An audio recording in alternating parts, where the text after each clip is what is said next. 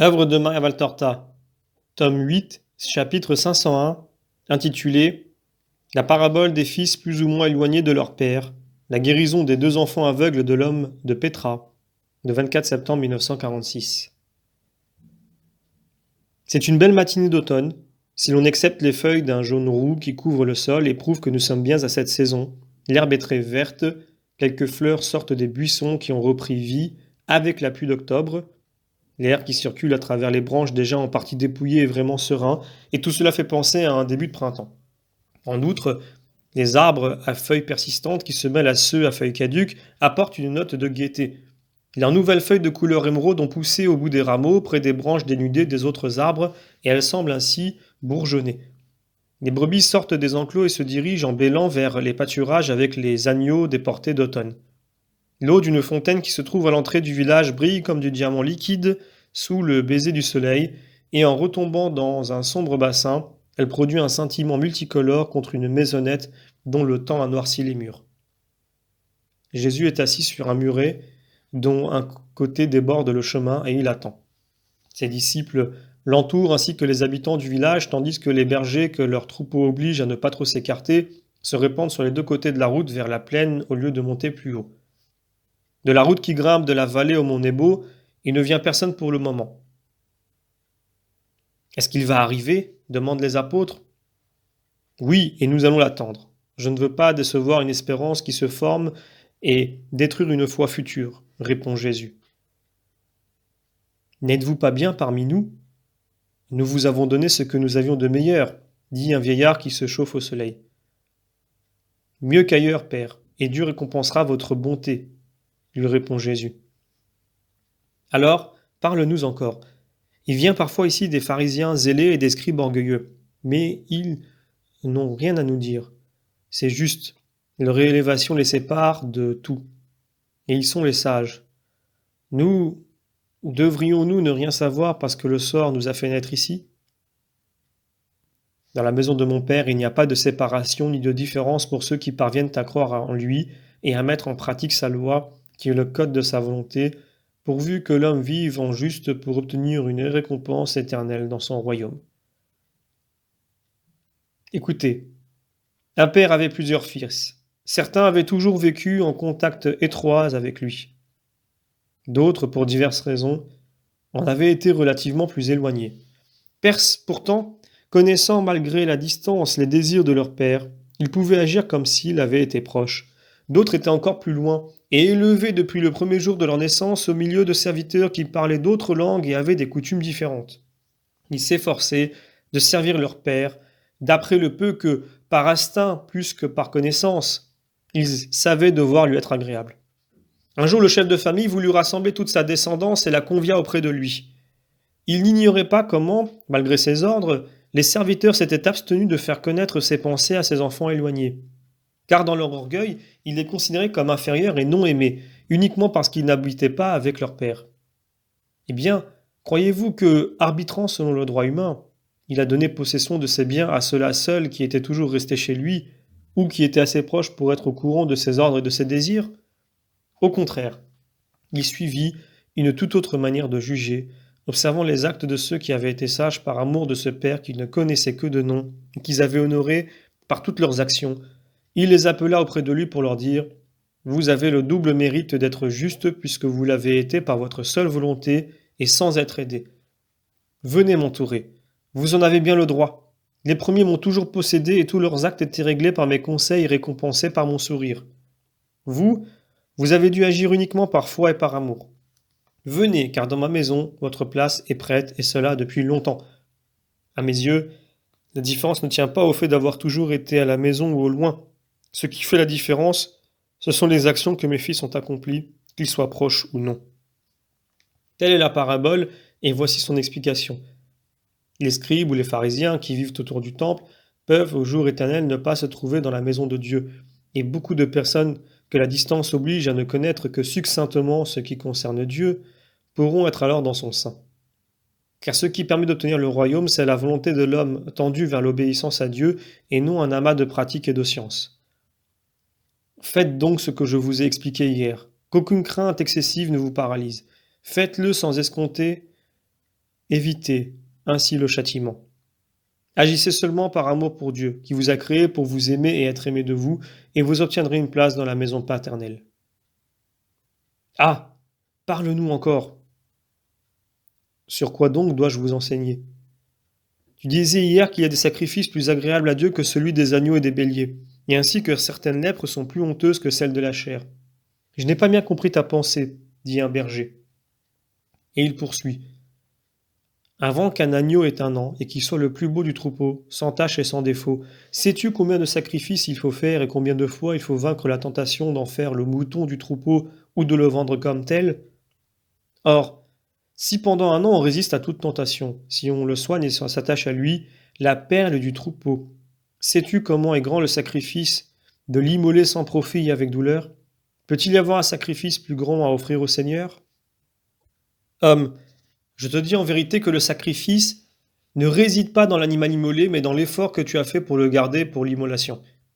En vérité, je vous déclare que le jour va venir où, conformément à la parole inspirée, Dieu dira: Je n'ai pas besoin du sacrifice des agneaux et des béliers, et il exigera un sacrifice unique et parfait. À partir de cette heure, tout sacrifice sera spirituel.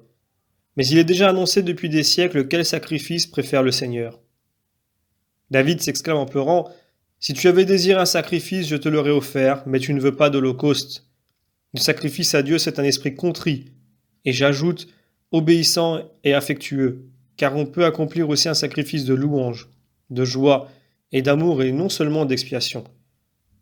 Le sacrifice à Dieu, c'est un esprit brisé, d'un cœur brisé et broyé. Mon Dieu, tu n'as point de mépris.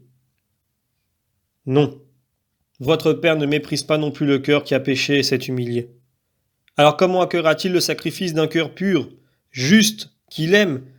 C'est là celui qui est le plus agréable. Le sacrifice quotidien de la volonté humaine à la volonté divine qui se montre dans la loi, les inspirations et dans les événements journaliers. De même, la lèpre de la chair n'est pas la plus honteuse, celle qui exclut de la vue des hommes et des lieux de prière, mais c'est la lèpre du péché. Il est vrai qu'elle passe bien souvent inaperçue des hommes, mais vivez-vous pour les hommes ou pour le Seigneur? Est-ce que tout se termine ici ou bien continue dans l'autre vie? Vous connaissez la réponse. Soyez donc saints pour n'être pas lépreux aux yeux de Dieu, qui voit le cœur des hommes, et gardez-vous purs spirituellement pour pouvoir vivre éternellement. Et si quelqu'un a gravement péché, qu'il n'imite pas Caïn, ni Adam et Ève, mais qu'il court aux pieds de Dieu et qu'avec un vrai repentir il lui demande pardon. Un malade, un blessé va voir le médecin pour guérir. Que le pécheur aille à Dieu pour obtenir sa miséricorde. Moi, toi, ici, maître, crie un homme qui monte par le chemin, tout enveloppé dans son manteau et en compagnie de plusieurs autres. Jésus se retourne pour le regarder. Tu ne me reconnais pas? Je suis le rabbi Sadoc. Nous nous rencontrons de temps à autre. Le monde est toujours petit quand Dieu veut que deux personnes se rencontrent. Nous nous retrouverons encore, rabbi, en attendant que la paix soit avec toi. L'autre ne lui rend pas son salut de paix, mais il demande. Que fais-tu ici? Je fais ce que tu t'apprêtes à faire. Cette montagne n'est-elle pas sacrée pour toi? Si, et j'y viens avec mes disciples, mais moi, je suis un scribe. Et moi, un fils de la loi. Je vénère donc Moïse tout comme toi. C'est un mensonge. Tu remplaces sa parole par la tienne et tu demandes que l'on obéisse à toi et non plus à nous. Pas à vous, non. L'obéissance à votre égard n'est pas nécessaire. Elle n'est pas nécessaire? Quelle horreur! Non, pas plus que ne le sont, pour te garder de l'air automnal, les isites flottants et nombreux qui ornent ton habit. C'est ton vêtement qui te protège. Ainsi en est-il des nombreuses paroles que l'on enseigne. J'accepte celles qui sont nécessaires et saintes, celles de Moïse, et je ne m'occupe pas des autres.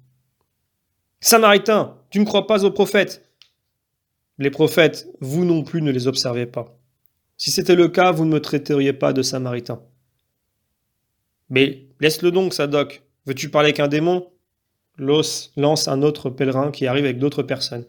Puis, portant un regard dur sur le groupe qui entoure Jésus, il voit Judas et salue ironiquement. Les villageois veulent défendre Jésus, peut-être. En effet, arriverait-il quelque incident, mais voilà que l'homme de Pétra, suivi d'un serviteur, se fraye un chemin en criant. Tous les deux portent un enfant dans les bras. Laissez-moi passer, Seigneur, Je me suis fait trop attendre. Non, homme, viens auprès de moi. Les gens s'écartent pour le laisser passer et s'approchent de Jésus et s'agenouillent pour mettre par terre une fillette dont la tête est bandée de lin. Son serviteur l'imite en déposant un petit garçon aux yeux éteints. Ce sont mes enfants, maître Seigneur, dit-il. Dans cette courte phrase tremble toute la souffrance et l'espérance d'un père. Tu as fait preuve d'une grande foi, homme. Et si je t'avais déçu, si tu ne m'avais pas trouvé, si je te disais que je ne puis les guérir, je ne te croirais pas. Je ne croirais même pas à l'évidence de ne pas te voir. Je dirais que tu t'es caché pour éprouver ma foi et je te chercherai jusqu'à ce que je te trouve. Et la caravane, et tes profits. Qu'est-ce en comparaison de toi? Qui peut guérir mes enfants et me donner une foi pleine d'assurance en toi? Découvre le visage de la fillette, ordonne Jésus. Je le garde couvert car elle souffre beaucoup de la lumière. Ce ne sera qu'un instant de souffrance, dit Jésus. Mais la petite fille se met à pleurer désespérément et refuse qu'on lui enlève la bande. Elle croit que tu vas lui faire du mal avec du feu, à l'instar des médecins, explique le père qui se débat pour écarter de la bande les mains de l'enfant. Oh, ne crains rien, fillette. Comment t'appelles-tu? La petite pleure sans mot dire. C'est son père qui répond pour elle. Tamar, du lieu où elle est née. Et le garçon, Farah. Ne pleure pas, Tamar, tu ne vas pas souffrir. Sans mes mains. Je n'ai rien dans les doigts. Viens sur mes genoux. En attendant, je vais guérir ton frère et il te dira ce qu'il a éprouvé. Viens ici, mon petit. Le serviteur pousse près de ses genoux la pauvre petite aveugle aux yeux éteints par le trachome. Jésus lui fait une caresse sur la tête et lui demande « Sais-tu qui je suis ?» Jésus, le Nazaréen, le rabbi d'Israël, le Fils de Dieu. Veux-tu croire en moi? Oui. Jésus lui met la main sur les yeux en lui couvrant plus de la moitié du visage. Il dit « Je le veux, et que la lumière des pupilles ouvre la voie à la lumière de la foi. » Puis il retire sa main. L'enfant pousse un cri en portant ses menottes à ses yeux et s'exclame « Papa, je vois !» Mais il ne court pas vers son père. Dans sa spontanéité enfantine, il s'attache au cou de Jésus, lui dépose un baiser sur les joues et reste ainsi attaché à son cou avec sa petite tête qui se réfugie sur l'épaule de Jésus pour habituer ses pupilles au soleil. La foule crie au miracle tandis que le père essaie de détacher le petit garçon du cou de Jésus. « Laisse-le, il ne m'ennuie pas. Seulement, Farah, dis à ta sœur ce que je t'ai fait. » Une caresse, Tamar, comme la main de maman. « Oh, sois guéri toi aussi, et nous jouerons de nouveau ensemble. » Avec encore un peu d'hésitation, la petite fille se fait mettre sur les genoux de Jésus qui voudrait la guérir sans même toucher la bande. Mais les scribes et leurs compagnons se mettent à crier. « C'est truqué, l'enfant y voit, c'est un coup monté pour abuser de la bonne foi des villageois. » « Ma fille est malade. Moi... » « Laisse tomber. Toi, maintenant, Tamar, sois gentil et laisse-moi t'enlever les bandes. » La fillette, convaincue, laisse faire. Quel spectacle! Quand tombe la dernière bande, 2 plaies rouges, croûteuses, enflées, occupent la place des yeux et il en coule des larmes et du pus. De la foule s'élève un murmure d'or et de pitié, tandis que l'enfant porte ses mains à son visage pour se protéger de la lumière qui doit la faire souffrir horriblement. Sur les tempes rougissent de récentes brûlures. Jésus écarte ses menottes et effleure légèrement cette ruine en y appuyant la main et en disant « Père, toi qui as créé la lumière pour la joie des vivants et qui as donné des pupilles même aux moucherons, rends la lumière à cette créature qui t'appartient afin qu'elle te voie et croie en toi, et que de la lumière de la terre elle entre par la foi dans celle de ton royaume. » Il retire sa main. « Oh !» s'écrie la foule. Il n'y a plus de plaie, mais la petite garde les yeux fermés. Ouvre-les, Tamar, n'aie pas peur, la lumière ne te fera aucun mal. La fillette obéit avec quelques craintes et ouvrant ses paupières, elle découvre 2 petits yeux noirs bien vifs. Papa, je te vois. Elle aussi s'abandonne sur l'épaule de Jésus pour s'habituer lentement à la lumière. La foule est en émoi, tandis que l'homme de Pétra se jette aux pieds de Jésus en sanglotant de joie. Ta foi a obtenu sa récompense. Dorénavant, que ta reconnaissance porte ta foi en l'homme à une plus haute sphère, à la foi dans le vrai Dieu. Lève-toi et partons. Jésus pose par terre la fillette qui sourit de bonheur et se sépare du garçon en se levant. Il les caresse encore et voudrait fendre le cercle des gens qui l'entourent pour voir les yeux guéris. Tu devrais demander la guérison toi aussi pour tes yeux voilés, dit un disciple à un vieil homme que l'on a conduit par la main quand il a la vue brouillée. Moi, je ne veux pas voir la lumière par un démon. Au contraire, je crie vers toi, Dieu éternel. Écoute-moi. À moi, les ténèbres absolues. Mais que je ne vois pas le visage du démon, de ce sacrilège, de cet usurpateur, de ce blasphémateur, de ce déicide. Que tombent les ombres sur mes yeux pour toujours. Des ténèbres pour ne pas le voir. Jamais, jamais. C'est lui qui semble être un démon. Dans son paroxysme, il se frappe les orbites comme s'il voulait faire éclater ses yeux. Ne crains rien, tu ne me verras pas. Les ténèbres ne veulent pas de la lumière et la lumière ne s'impose pas à ceux qui la repoussent. Je pars, vieil homme. Tu ne me verras plus sur la terre, mais tu me verras tout de même ailleurs. Alors Jésus, avec cette langueur qui accentue la démarche particulière des gens de haute taille, légèrement penché en avant, commence à descendre la route. Il est si abattu qu'il ressemble déjà au condamné qui parcourt le mont Moria chargé de la croix, et les hurlements des ennemis excités par le vieil homme en furie rappellent beaucoup les cris de la foule de Jérusalem le vendredi saint. Désolé, l'homme de Pétra, portant dans ses bras sa fillette effrayée qui pleure, murmure « C'est pour moi, Seigneur, à cause de moi. Toi qui as montré tant d'amour pour moi, et moi pour toi. J'ai placé dans la tente sur le chameau des cadeaux pour toi. Mais que sent-il en comparaison des insultes que je t'ai attirées? J'ai honte d'être venu à toi.